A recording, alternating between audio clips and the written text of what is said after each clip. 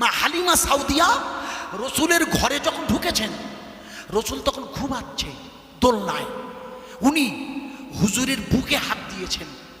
মা হালিমা সাউদিয়া বলছে, যেই আমি শিশু মোহাম্মদের বুকে হাত রাখলাম, অমনি উনি আমার দিকে চোখ মেয়ে মুস্কি এসেছে। নূরের নবী সোনার ছবি, মতির মতো চমক দেয় মুস্কি হাসি, হাসলে পরে চাঁদের আলো হার মানায়। নূর এসেছে, আরে নূর এসেছে, চারিদিকে দেখো আলো হয়েছে। এই নূর হলো ফয়েজ, এটা হলো শরিয়াতের ভাষা। নূর তরিকতের ভাষা, ওকে বলে ফয়েজ। মনে রাখুন, আল্লাহর নবীর মুখের দিকে তাকিয়ে মা হালিমা অবাক হয়ে গেছে। এই অচেনা ছেলেটা আমার দিকে ফিরে হাসছে, আর বুকে দুধে ভরে গেছে হালিমার। লিখেন, মা আমেনা এসে হাজির, পাশে দাঁড়িয়ে আছে আব্বাস। রাদিয়া দাঁড়াও। মা আমেনা বলছে, আপনি কি আমার ছেলে নিতে এসেছেন বুবু? বলে হ্যাঁ। বলে আপনার বাড়ি কোথায়? খুব ভালো করে শোনেন। বলে আপনার বাড়ি কোথায়? বলে আমার বাড়ি হলো তয়েফে। বলে ও তয়েফ তৎকালীন মক্কার সেরা সুস্বাস্থ্য কেন্দ্র, হেলথ সেন্টার, মানে আমাদের দার্জিলিং। সর্বক্ষণ আবহাওয়াটা অত্যন্ত সুন্দর। বলে আপনি ওখান থেকে এসেছেন? বলে হ্যাঁ। বলে আচ্ছা আচ্ছা, আমার ছেলেকে নিয়ে যাবেন। তা আমি তো পয়সা করিয়ে দিতে পারবো না বেশি, ওনার চাচারা আছেন বটে, ওরা আব্বা নেই তো। বলে টাকার প্রশ্ন পরে হবে, আপনি রাজি আছেন, দেবেন আমায়? মা হালিমা অবাক হয়ে যখন বলছে, বলে হ্যাঁ। আল্লাহ রসুলকে লক্ষ্য রাখুন, মা হালিমা সাউদিয়া নিয়েছেন বুকে। যেই চলে যাচ্ছে ডাকলেন, বুবু দাঁড়ান, একটা কথা বলি। এই কদিন আমার কাছে বাচ্চা আছে তো, ও কিন্তু মাটিতে পেশাব করে, বিছানায় করে না, একটু জোরে বলবেন না? মা হালিমা ঘুরে দাঁড়িয়েছে, বলে আরে আমার তো ছেলে আছে, নাম আব্দুল্লাহ, ছেলে না থাকলে দুধ হবে না। আরে দুধ মা হতে গেলে তার ছেলে থাকতে হবে না। বলে আমারও ছেলে আছে আব্দুল্লাহ, সে তো ওরকম করে না, সে তো বিছানা ভিজিয়ে দেয়। এখন তো প্যাম্পাস বেরিয়েছে, সবুজে হয়েছে মেয়েদের। আগে কেতা, আমরা যখন ছোটবেলায় কেতায় পেশাব করি, বিছানা ঝেড়েছি, ভুল বুঝবেন না। রসুল পাক সাল্লাল্লাহু আলাইহি ওয়াসাল্লাম বলে আরে ও তো মাটিতে পেশাব করে, শব্দ করে, আমার ছেলেটা বড় গুণ আছে। আর একটা গুণ হলো, ওকে উলঙ্গ করা যাবে না। বলে তাই? বলে হ্যাঁ। হযরতে মা হালিমা সাউদিয়া বলছে, লক্ষ্য করুন, আল্লাহর নবীকে বুকে নিয়ে লিখেছেন কে?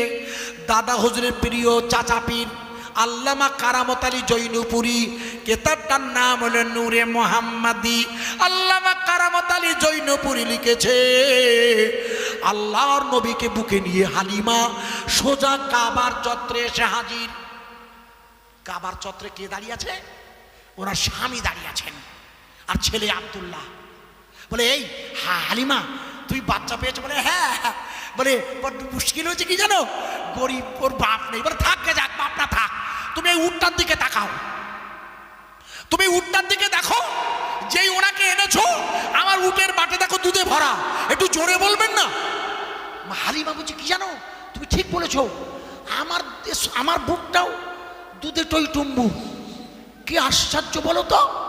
বলে আমরা রাতের বেলা এই তাঁবুতে থাকি, কাবা শরীফের চত্বরে, যেখানে হজে গিয়ে এখন উমরা করে, ওই চত্বরে তাঁবু খাটিয়ে আল্লাহ রসুলকে শুয়ে, দুই হাতে দুই বাচ্চা, একদিকে আব্দুল্লাহ, একদিকে মোহাম্মদুর রাসূলুল্লাহ সাল্লাল্লাহু আলাইহি ওয়াসাল্লাম। মা হালিমা বলছে, গভীর রাত, ভালো করে শুনবেন, হঠাৎ আমার চেতনা হয়ে গেছে। আমি তাকিয়ে দেখি সবুজ বর্ণের পোশাক পরা একটা লোক। আরে এত লম্বা, সবুজ বর্ণের পোশাক, আমি ভয় পেয়ে গেছি। আমার মাথার কাছে আজ পর্যন্ত কোনোদিন এমন দৃশ্য দেখিনি তো। আমার স্বামীকে ডাকলাম, ওগো ওগো আব্দুল্লাহ আব্বা, এই দেখো দেখো দেখো দেখো দেখো, একটা ছেলে লম্বা সবুজ কাপড় পরা। আব্দুল্লাহর আব্বা ঘুমের ঘোরে চোখ খুলে বলছে, আরে আরে আরে তুমি ঘাবড়াচ্ছ কেন হালিমা? বলে কেন ঘাবড়াবো না? বলে লোকটা হচ্ছে ফেরেশতা আল্লাহর। মা হালিমা অবাক। লিখেছেন দাদা হুজুরের পীর ভাই আল্লামা কারামত আলী জৈনপুরী ওসিয়াত নামায় যার নাম লেখা আছে, যার কিতাব পড়তে বলে দিয়েছে আজিজুরকে, আল্লামা কারামত আলী জৈনপুরী রহমাতুল্লাহ লিখেছে ওই হালিমা সাউদিয়ার স্বামী বলছে ওটা হলো ফেরেশতা, ওর দ্বারা তোমার বাচ্চা মুহাম্মাদের কোনো ক্ষতি হবে না, জোরে বলা যাবে না। মার মন তো, উনি তাড়াতাড়ি বাচ্চাটাকে বুকে নিয়ে ভোর হয়ে গেছে, বলে আমি আর দাঁড়াবো না, আমি থাকবো না, আমাকে এখনই যেতে হবে তয়েফে। বলে তোমার মাথা খারাপ, কত দূর থেকে এলাম, 100 কিলোমিটার দূর তয়েফ, আর তুমি এত তাড়াতাড়ি চলে যাবে? বাচ্চা পেয়েছো, 2 দিন থাকি। বলে না আমি থাকবো না, তুমি যাবে কিনা বলো, আমি একা একা যাবো। আব্দুল্লাহ আব্বা বলে এত মুশকিলে পড়ে গেলাম।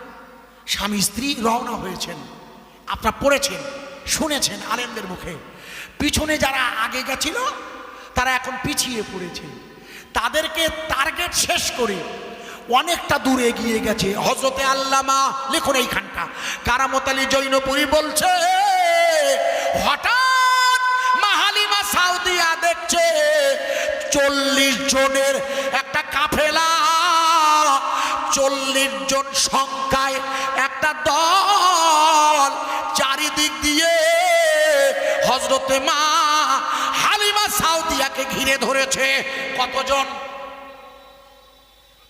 এরা সংখ্যায় কতজন? না না, এরা তো 2 জন, আর 2 জন না, স্বামী স্ত্রী আর বাচ্চা দুটো, আসলে তো 2 জন, আর এরা হচ্ছে 40 জন। ওরা ছিল কতজন? না না, 1000। এরা ছিল কতজন? 313 জন। ভারতবর্ষে কতজন? 140 কোটির মধ্যে আমরা হচ্ছি সরকারি হিসাবে 20 কোটি, বেসরকারি আরেকটু বেশি হব। আমরাও ভারতের সংখ্যালঘু। তাই তো সৌরঙ্গজেবের আল্লাহর ওলির রওজা সুযোগ হলে বলবো, ওনার ইতিহাস যেটা এখন রাখছিলাম বোঝানোর জন্যে, কাজে লাগবে বোঝানো। জিম্মিটা বোঝাচ্ছি তো, জিম্মিটা, কারণ যেটা নিয়ে হামলা চলছে রোজায়, এটা বোঝাচ্ছে। এই জন্যে শুনুন না, আল্লাহ রাসূল সাল্লাল্লাহু আলাইহি ওয়াসাল্লামের বুকে ধরিয়ে ধরে মা হালিমা সাউদিয়া দেখছে 40 জন ঘোড়সওয়ার চারিদিক দিয়ে ওনাকে আটকে ধরেছেন, 40 জন। মা হালিমা অবাক, কি ব্যাপার, এরা আমাকে ঘিরে ধরেছে রে, তোমরা কারা? বলে আমরা কারা পরে বলছি, আগে হালিমা শোনো, আমরা তোমার কোল থেকে ওই বাচ্চাটা কেড়ে নিতে এসেছি। বলছি সে কি, তোমরা এই বাচ্চাটাকে কেড়ে নেবে? তোমরা কে চেনো? বলে হ্যাঁ চিনি। বলে চেনো? বলে হ্যাঁ আমরা চিনি। বলে কি করে চেনো? বলে ওই ছেলেটার না, ওই ছেলেটার চোখটার কাছে দেখো, ভুরুটা দেখো জোড়া। বুঝি তাই তো, লম্বা করছি না। ওরা রসুলের পরিচয় বললেন, শেষে বললে আমরা ওকে খুন করব, আমরা ওকে মেরে ফেলবো, আমরা হলাম শাম আর সিরিয়া। সহজে বলছি বাচ্চাটাকে দিয়ে দাও। মা হালিমা সাউদিয়া প্রেমে পড়ে গেছে। এর বলে এশক। প্রেমের 2টো ভাগ। লিখুন, প্রেম ভালোবাসা মানে যেখানে স্বার্থ থাকে, আর এশক মানে সেখানে স্বার্থ থাকে না। আমি কি বোঝাতে পারলাম? মহব্বতে আওয়াল, মহব্বতে সালি, মহব্বতে সালেস বলে তরিকতের ভাষা আছে, ওখানে স্বার্থ থাকে। কিন্তু ইশক যখন আকরাবিয়াতের শেষ, তরিকতের শেষে চলে যায়, তখন মুর্শিদ তাকে ইশকের সবক দেয়। সব মুর্শিদ এই ইশকে যখন যায়, সেখানে আর মহব্বত থাকে না, মহব্বতে স্বার্থ থাকে। কারণ নামাজ পড়লে জান্নাত হবে, এটা স্বার্থ, ঠিক কিনা? বোঝাতে পারছি? নামাজ পড়লে জান্নাতের লোভ, এটা স্বার্থ, কিন্তু দোষ নেই।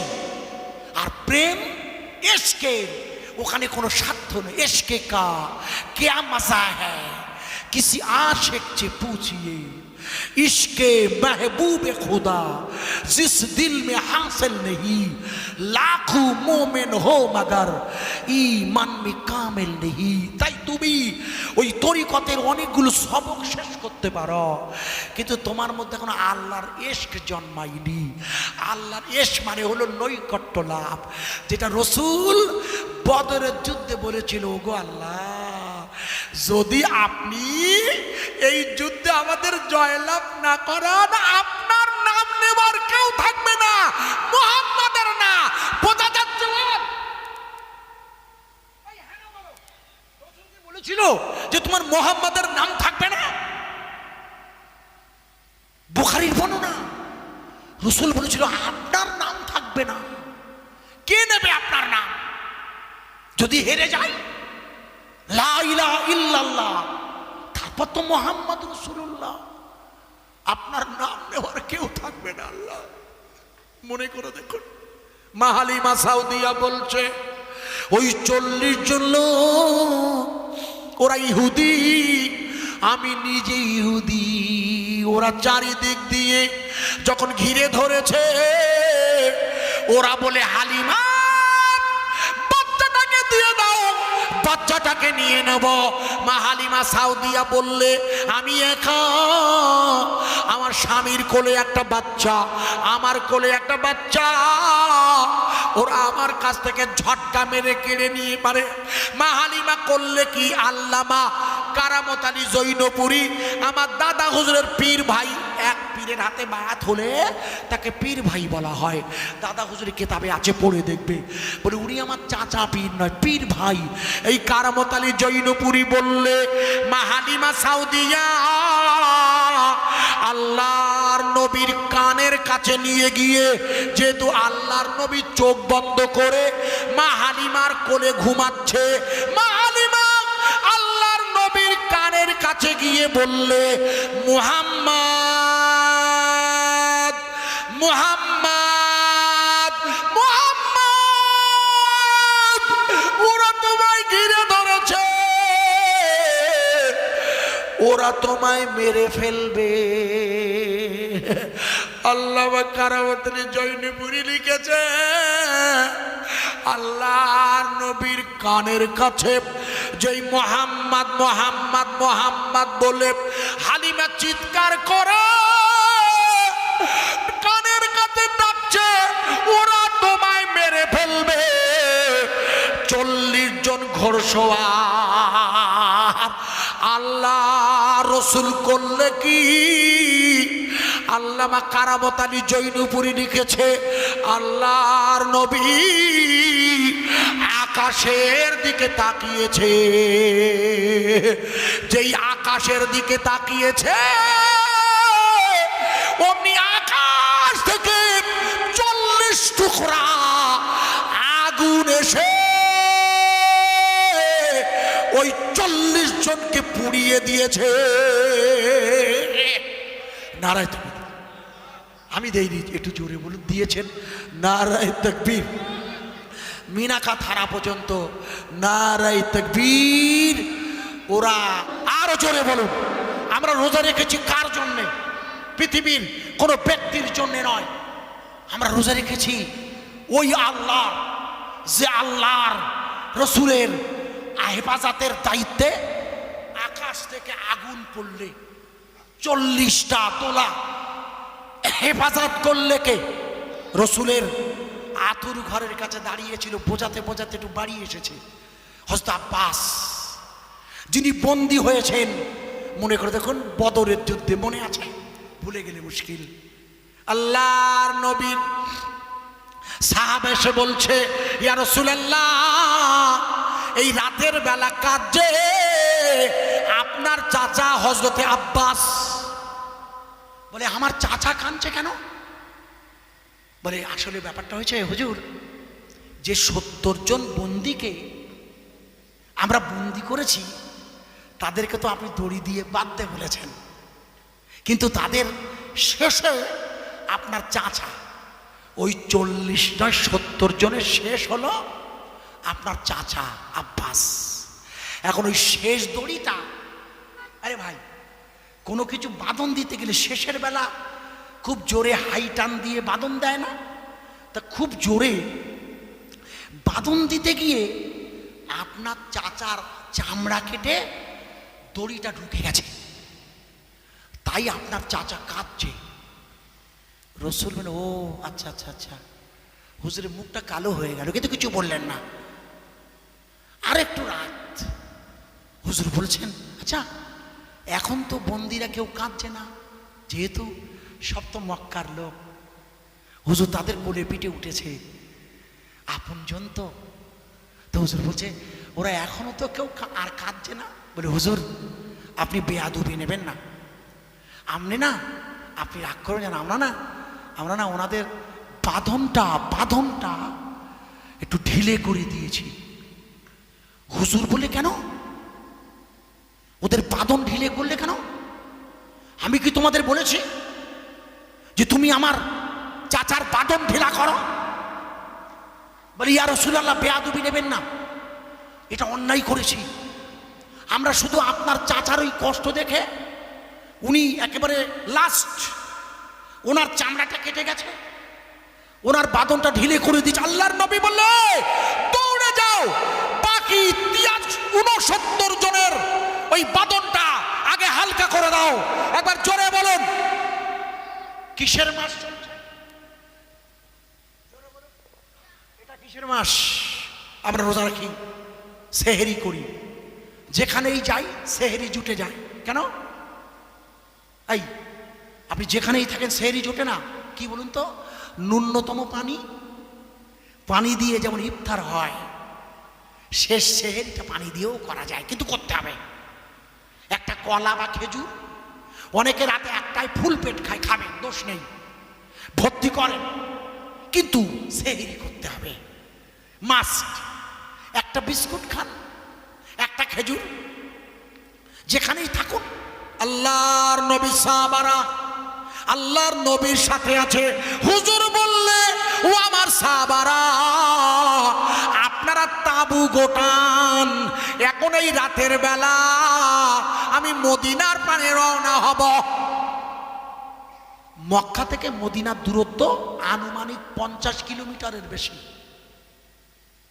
হুজুর বললেন, এই রাতের বেলা তাবু গোটান। ভালো করে শোনান, যুদ্ধের ময়দান থেকে হুজুর তাবু গোটাতে বলছেন। রাতের বেলা সারাদিন যুদ্ধ করেছেন, সাহাবারা তাবু গুটিয়েছেন। হুজুর বললেন, আপনাদের কাছে খাবার আছে তো? বলে, জি হুজুর। বলে, খাবারগুলো নিয়ে আসুন। খুব ভালো করে বুঝবেন, খাবারগুলো আনুন। সাহাবারা অবাক, এই রাতের বেলা এখন তো সেহরি খেতে হবে, একটু আমাদের খাবারগুলো। আল্লাহ রাসূল বললে, আপনাদের কাছে যে খাবার আছে ওই খাবারগুলো ওই 70 জন জিম্মিকে দিন। একবার জোরে বলুন আমিন। ইতিহাস বলছে আজ 1.5 বছর হয়ে গেছে। করি মনে নেই, আফগানিস্তানের জমিনে আমি আল্লাহকে দেখেছি। আমার ওয়াজ আছে, দেখবেন, লম্বা করছি না। রাশিয়া, আমি তো দীর্ঘদিনে ইরাইন আল্লাহর কুদরতে দুটো কথা বলি। সেই আফগানিস্তানের জমিনের যাদের সন্ত্রাসী বলেছিল আমেরিকা, তাদের জিম্মিকে 3 বছর পরে যখন মুক্ত করে দিয়েছে, গতকাল বিশ্বের মিডিয়ায় প্রচার হয়ে গেছে না সত্যি মুসলিমদের এই যে ইমানদারি, এই যে জিম্মিদের প্রতি এই যে ভালোবাসা, সত্যি এটা আশ্চর্য। প্রিয় ভাই, সব যে জায়গায় রাখছিলাম, আল্লাহ রাসূল বললেন, তোমরা ওদের খাবার দাও। সাহাবারা অবাক, আমাদের খাবার ওদেরকে দিতে হবে? বলে, হ্যাঁ, এটা আমার নির্দেশ। সাহাবারা নিজেদের খাবারের পাত্রগুলো ওই 70 জন জিম্মিকে দিয়ে দিল। একটু জোরে বলা যাবে না সুবহানাল্লাহ? প্রিয় ভাই, সব ভালো করে শুনবেন, আমি আপনাদের বোঝানোর জন্য বলছি।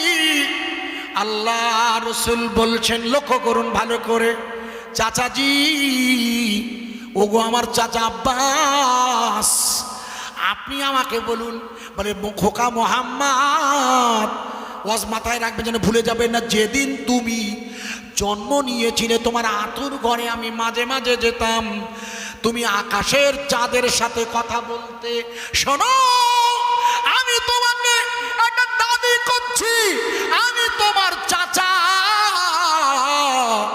আমার বয়স হয়েছে, এই যুদ্ধের ময়দানের জিম্মি থেকে তুমি আমাকে মুক্ত করে দাও বাবা।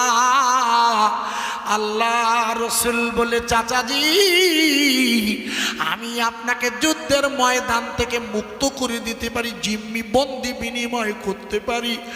বিনিময়ে আপনার কাছে আমার দুটো শর্ত। প্রথম শর্ত হলো, যদি আপনি রাজি হন আমাদের ছেলে মেয়েদের কিছুদিন লেখাপড়া শেখান, অথবা আপনি আমাকে কিছু যুদ্ধের ময়দানে অর্থ দেন, বিনিময়ে আপনাকে মুক্ত করে দেব। বোঝাতে পারলাম? শর্ত।